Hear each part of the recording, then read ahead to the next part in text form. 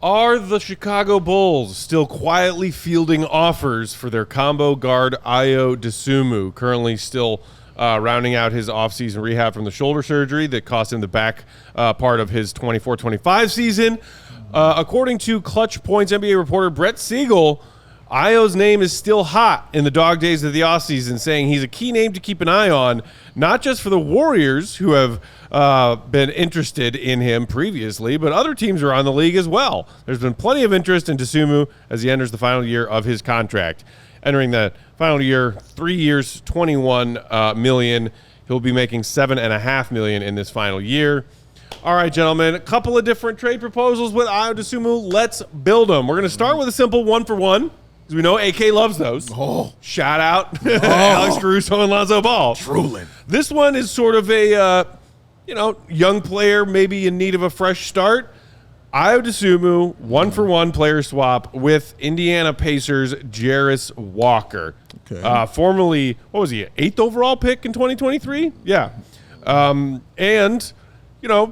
minutes a game in his rookie season in just 33 appearances. He did play a lot more this past season, playing 75 games, and he saw his minutes uptick to nearly 16 a game.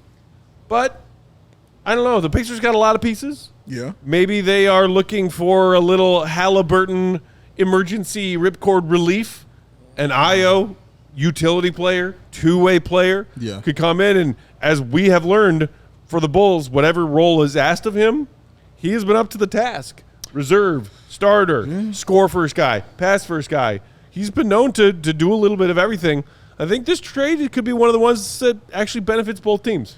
True. I'll leave the non-emotional portion for GOAT. Jarace Walker, solid player, I think. In general. Shoots pretty well from the three-point line. Didn't take a lot, but still in those 2 seasons, he was 40% from there. Awesome nickname. They call him the man-child. Shout out to him for that.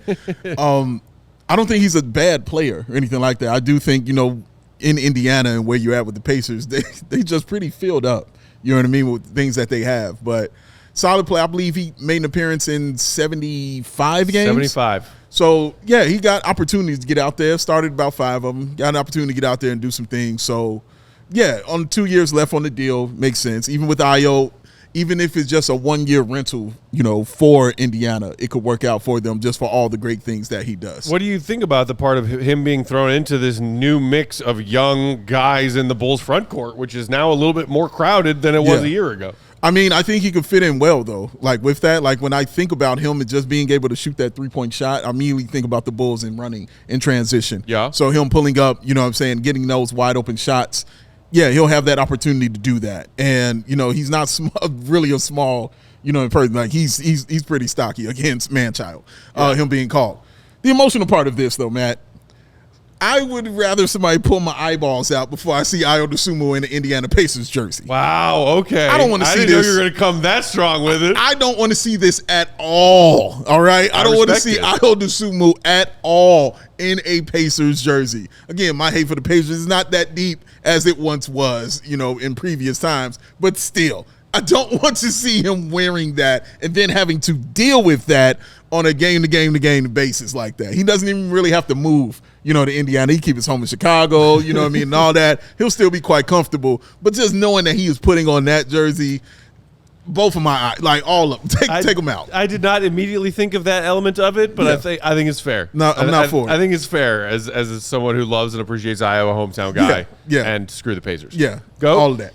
Yeah, we can take a look at it in the trade machine if we want here. And I'm not saying I think this is a great trade or the Bulls should really do it, but to me it just kind of made sense for both teams. You look at what the Bulls have looked at in trades recently. It was Isaac Okoro for Lonzo Ball. It was Caruso for Giddey, former top 10 picks who have not really figured it out fully with their team, who their team is going to have to come up on paying them here pretty soon. Yeah. And young player with experience, was just in the finals, obviously was hurt, didn't play in the finals, but played through the conference finals, but just doesn't really have a lot of room to grow on a Pacers team that has Siakam after they drafted him and then traded for Siakam. They have Obi Toppin, who's played really well. They have Aaron Nesmith, who has clogging up a lot of the minutes at the 3. So there's just not a lot of space for him. He may get some time at the 5 this year, but for me, if I'm Indiana, like I'm looking for Halliburton fill-ins, not replacements, but guys who can step up and run some offense. I think they're going to look at Andrew Nembhard as somebody who can generate a lot of offense, but like he's going to need help. And then when Halliburton comes back, I think Ayo could not be a better fit next to him as somebody who can run the floor, get up and down, play the way the Pacers want to, and also play off the ball and catch and shoot threes, attack closeouts, and operate that way and take on some heavy duty defensive assignments. So I think he makes sense for them. And yeah, former top 10 pick, 1-for-1 trade, young player with experience, a forward who has some ball skills. I mean, that was the thing about Jarace coming out of the draft, was that like maybe you can run some pick and roll with him, run some dribble handoff stuff with him. Super long wingspan, a little bit of an undersized 6'6.5", I believe, without shoes, but 7'2.5" wingspan. So he could be another versatile forward that the Bulls plug in as a guy who can shoot, who's young, who can grow with the team, and at least he has 2 more years of his rookie scale contract left as opposed to just 1. So I don't know. I'm not like enamored with this idea, but like it just kind of made sense. The second one might have Bulls fans a bit more excited because it is a name the Bulls fans are obsessed with right now. It is Jonathan Kuminga, another restricted free agent like Josh Giddey, who seems stuck despite the fact that he and the Warriors are both trying to find him a new home. The Warriors are still trying to make some other late offseason adds that they can't get done until Kuminga gets moved. So a lot more moving parts to this one. We'll build it out along with Katie there. Shout out to Fanspo. So Jonathan Kuminga, sign and trade, 3-year deal for what figure did you say go? Like $88 million? So, yeah, I was talking to, shout out to the Light Years podcast, Sam Esfandiari and Andy Liu. Sam messaged me this morning with this idea, and I was like, this is perfect. We're going to talk about this on our show today. We need to talk about this. Bada bing, bada boom. So it was a sign and trade for Kuminga. I believe it was $26 million per year, 26.6. I believe it has to be. 26.6. He said 3 years. Maybe the Bulls do 4. I guess it just kind of depends, but let's go with 3 because that was the number that Sam sent me. So it's $26.6 million. So if you could fill those out, Katie, in each of those spots, you could just add a 6 there next to the 2, and that probably does it. So save that, plug it in, and then save again, and then you can drag him over to the Bulls side. Boom.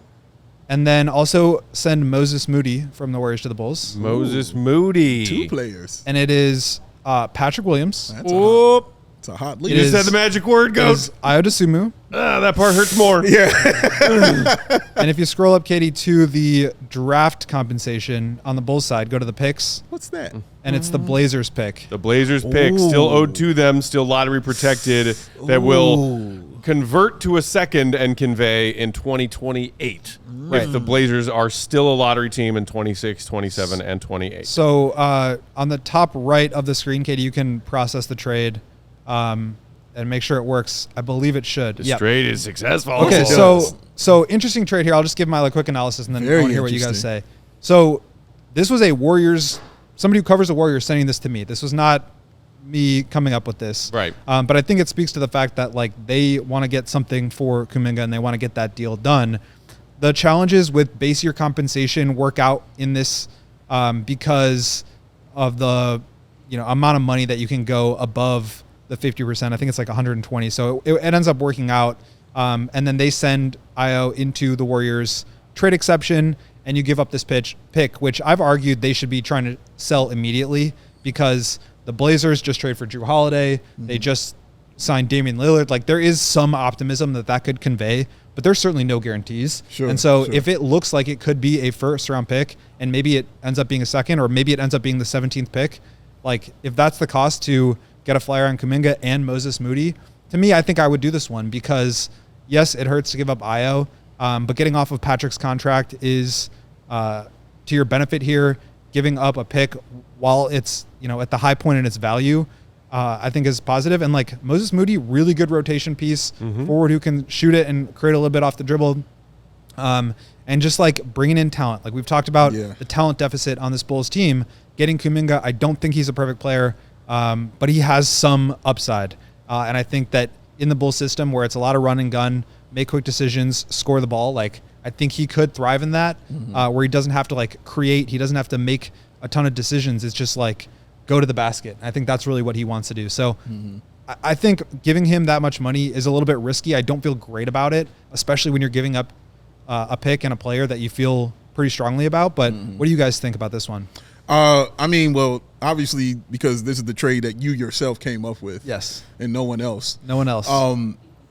I mean, I like the Moses Moody part of it. I've never. That's like the part I feel the best about. Yeah, I've never not liked him. Like I've always kind of liked. I think he's one of those guys that just kind of fits in with what a lot of teams are doing because he doesn't need the basketball to affect their basketball team. Yeah. He can definitely shoot that thing. You know what I mean? He's definitely an athlete, but he doesn't need to have it. It's why I've always kind of been iffy on Kuminga, because not to say he can't be that guy that's going to drop you 25 a game. I'm just watching how the Bulls are setting up their offense and how they want to play. Yeah. And I just don't see how it connects like that. As Matt said, you had me at Patrick Williams. You kind of heard me when you said Ayo Dosunmu. But the pick is interesting to me. I'm asking this. Thinking if Portland gets better this season and makes that playoff, wouldn't it behoove you to kind of hold on to that, knowing that it's that 2026 draft? Yeah. And if it may convey, if they do and it happens that way, shouldn't you be wanting to hold on to that and then say, well, okay, if it's not this year, then maybe next year you can get rid of it? I think that's exactly why I would trade it. Okay. Because there is this thought that maybe it conveys. And to me, okay, they have to – the West is so strong, like maybe they get into the play-in this year and they win in the play-in and they make it and you're giving up the 15th or 16th pick. That's something that you'd have to live with. But, like, you don't have the upside on this pick. You have the downside. You have the back end of the lottery. And there is a thought that for the first time since they've gotten it in 2021, that it actually could convey. Like, maybe it's not this year, but, like, maybe it's next year when Dame comes back. And there's this optimism that Dame could look like himself again, and now you're in the playoffs. Like, okay, so then you're giving up the 17th or 18th pick next year. Like, to me, this is when you trade that pick because there is upside on it right now in the perception that the Blazers could take a step forward, and that's exactly why I would try to capitalize because, yes, there is a chance that they could. There's also probably equal or greater chance that they don't, and now you're getting a second-round pick in 2028, which is, like, not that, you know, we know how the Bulls feel about second-round picks. I'd do it. As a Bulls fan, that Portland pick, it's been gone. Like, it's not conveying. It's never conveying.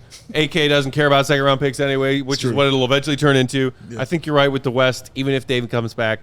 So, to me, I like Moody. He's a good player. He is. Kuminga, I'm not as high on as I think consensus, but still, like, yeah, getting off a pat, moving on from that. That rhymed. It did. Ayo would hurt, but I think that there's more to like than dislike about that trade. If you don't believe that pick is actually conveying as a first, true. That's what it's all about, though. I think that's true.